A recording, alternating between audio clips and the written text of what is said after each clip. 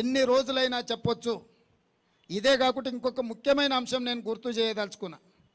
1947 15 August నుంచి 2014 వరకు దాదాపుగా 67 సంవత్సరాలు 14 మంది ప్రధానమంత్రులు చేసిన అప్పు 55 లక్షల కోట్లు.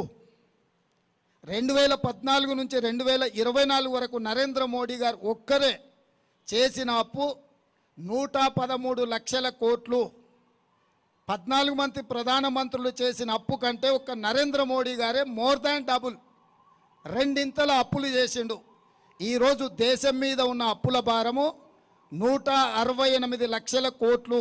168 లక్షల కోట్లల్లా 55 లక్షల కోట్లు 14 మంది ప్రధానమంత్రులు అప్పు చేస్తే 67 సంవత్సరాలు నరేంద్ర మోడీ గారు డబుల్ ఇంజన్ సర్కార్ ఎంత వేగంగా పరిగెత్తుతుందంటే 10 సంవత్సరాలల్లా 113 లక్షల కోట్ల రూపాయల అప్పు తీసుకొచ్చి ఈరోజు అప్పుల ఊబిలో ఈ నయా భారతాన్ని మొత్తము తాకట్టు పెట్టినరు.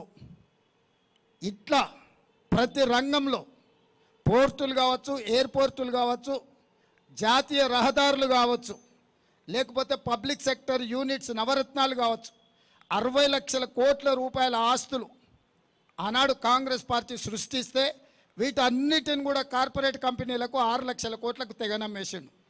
అది ఎల్ఐసి నుంచి మొదలు పెడితే ప్రతి సంస్థను 60 సంవత్సరాలు కష్టపడి కాంగ్రెస్ కూడబెట్టిన ఆస్తులను మొత్తాన్ని నరేంద్ర మోడీ గారు 10 సంవత్సరాలల్లో మొత్తానికి మొత్తం కార్పొరేట్ కంపెనీలకు అమ్మేసి డబుల్ ఇంజన్ అంటే అదానీ ప్రధాని డబుల్ ఇంజన్ లాగా ఈ దేశాన్ని పట్టి పీడించి ఈరోజు ఈ దేశాన్ని దోసుకున్నారు.